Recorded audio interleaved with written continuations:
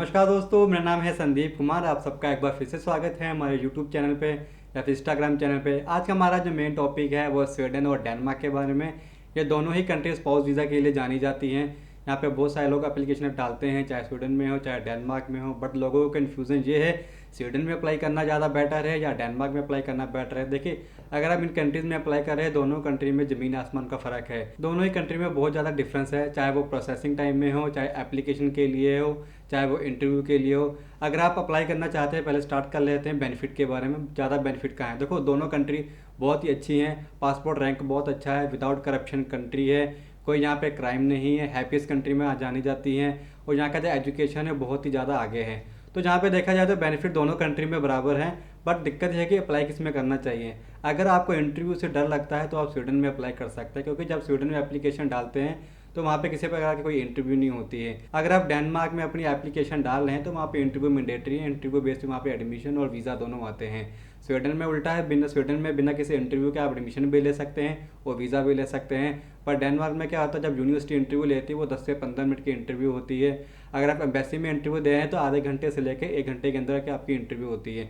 वो जो क्वेश्चन है 10 से लेकर 25 क्वेश्चन आपसे पूछे जाते हैं। जब आपका इंटरव्यू क्लियर हो जाता है तभी वहाँ पे वीज़ा ग्रांट होता है।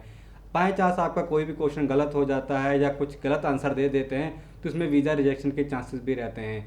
तो अब बात कर लेते हैं बजट के बारे में, कौन सी कंट्री ज़्यादा सही है बजट के लिए। अगर आप स्वीडन में अप्लाई कर रहे हैं तो ये लेके चलिए, वहाँ पे बजट आपका 5 से लेकर 6 लाख का तक का आ जाता है। डिपेंड करती है आपकी प्रोफाइल क्या है, कौन से प्रोग्राम के लिए जा रहे हैं। कम से कम 5 लाख तक बजट आ जाता है, ज़्यादा से ज़्यादा 6 लाख भी पहुँच जाता है। कुछ कोर्सेज ऐसे भी मिल जाते हैं जिसकी फ़ीस ज़्यादा होती है, जैसे कि स्पेसिफिक कोर्स होते हैं, हमें इसी प्रोग्राम में ही जाना है तो उस प्रोग्राम की शायद फ़ीस ज़्यादा भी हो सकती है, कम भी हो सकती है।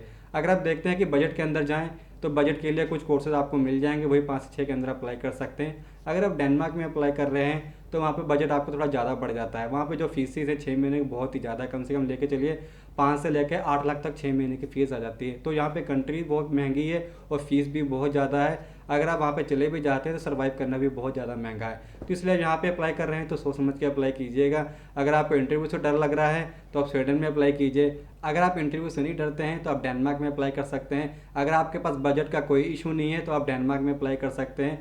अगर आपका बजट का इशू है तो स्वीडन में अप्लाई कर सकते हैं। तीसरी हम बात कर लेते हैं एप्लीकेशन के बारे में। स्वीडन में एप्लीकेशन डालना बहुत ही कॉम्प्लिकेट है, क्योंकि वहाँ पे 12th पास अप्लाई नहीं कर सकता है। डेनमार्क में 12th पास वाला अप्लाई कर सकता है, क्योंकि अगर आप स्वीडन में अप्लाई कर रहे हैं कम से कम आपके पास 13 साल की स्टडी होनी चाहिए। अगर आप मास्टर के लिए जा रहे हैं तो आपके पास 4 साल की डिग्री होनी चाहिए, या फिर आपके पास मास्टर डिग्री पहले से होनी चाहिए, तभी आप वहाँ पे मास्टर के लिए प्रोग्राम अप्लाई कर सकते हैं। अगर आप डेनमार्क में अप्लाई कर रहे हैं तो 12वीं पास भी अप्लाई कर सकता है। अगर आप मास्टर के लिए जा रहे हैं तो ग्रेजुएशन पास भी वहाँ पे अप्लाई कर सकते हैं। तो दोनों में एडमिशन में कोई दिक्कत नहीं आती है, 12वीं और बैचलर दोनों अप्लाई कर सकते हैं। स्वीडन में ज़्यादातर लोग कौन लोग अप्लाई करते हैं, जो लोग मास्टर के लिए जाना चाहते हैं, क्योंकि बैचलर तो वहाँ प्रोग्राम मिलते नहीं। अगर फिर भी आप बैचलर के लिए जाना चाहते हैं तो आपके पास 13 साल की स्टडी होनी चाहिए। जैसे आपने 12वीं कर ली है, आपका 1 साल कोई होना चाहिए, जैसे कोई डिग्री में, जैसे बीकॉम हो गया या बीसीए कर रखी है, बीटेक की फर्स्ट ईयर डिग्री है, या केमिस्ट्री कर रखी है, उसकी फर्स्ट ईयर की मार्कशीट होनी चाहिए, तो वहाँ पे अप्लाई कर सकते हैं। बट 6.5 बैंड होनी चाहिए, तभी वहाँ पे आप एडमिशन ले सकते हैं। तो देखा जाए तो डेनमार्क में उनके लिए जो 12वीं पास हैं फिर भी वो जल्दी जाना चाहते हैं और जल्दी से वीज़ा लेना चाहते हैं, जल्दी वहाँ पहुँचना चाहते हैं, तो वो लोग डेनमार्क में अप्लाई कर सकते हैं। जो लोग 12th पास हैं वो स्वीडन में अप्लाई नहीं कर सकते हैं, क्योंकि स्वीडन में अप्लाई करने वही कंडीशन है, 13 साल की स्टडी होनी चाहिए। तो देखा जाए दोनों कंट्री अपनी अपनी जगह बिल्कुल सही है। तो नेक्स्ट हम बात कर लेते हैं फ़ंड के बारे में। अगर आप डेनमार्क में अप्लाई कर रहे हैं तो किसी प्रकार की कोई फ़ंड की रिक्वायरमेंट नहीं होती है। बस शर्त यह है कि अगर आप स्पाउस के साथ अप्लाई कर रहे हैं तो स्पाउस का फ़ंड होना जरूरी है। अगर स्टूडेंट अप्लाई कर रहा है तो उनका कोई फ़ंड की रिक्वायरमेंट नहीं है। जो भी आपकी ट्यूशन फीस आती है 5 लाख, 6 लाख, 7 लाख, वो ट्यूशन फ़ी पे करने के बाद आपको जो टीटी रिसिप्ट आती है, जो एग्रीमेंट लेटर आता है यूनिवर्सिटी से, वो आपको जो एम्बेसी में सबमिट कराना होता है, तो आपको वहाँ पे वीज़ा मिल जाता है। अगर आप स्पाउस को साथ में लेके जा रहे हैं तो आपको उनके फ़ंड दिखाने होते हैं, जो कि 7 से लेकर 9 लाख रुपये कुछ दिखाने होते हैं। तो यहाँ पे ऐसा कोई इशू नहीं है, नवे हैं पुराने ऐसा कोई लेना देना नहीं है, आपको आराम से वीज़ा मिल जाता है। अगर आप स्वीडन में अप्लाई कर रहे हैं वहाँ पे फ़ंड मैंडेटरी, चाहे आप सिंगल अप्लाई कर रहे हो, चाहे स्पाउस के साथ अप्लाई कर रहे हैं, चाहे आप बच्चों के साथ अप्लाई कर रहे हो, तो फ़ंड यहाँ पे मैंडेटरी है। बट ये फ़ंड कहाँ से आए हैं वो दिखाने जरूरी है।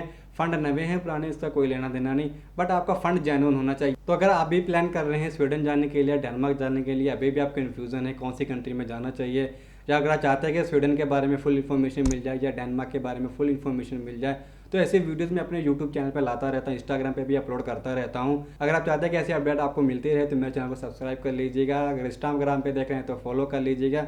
वेट कीजिएगा मेरी ऐसी और आने वाली वीडियोज़ के ऊपर। इसी के साथ दीजिए मुझे इजाज़त। नमस्कार।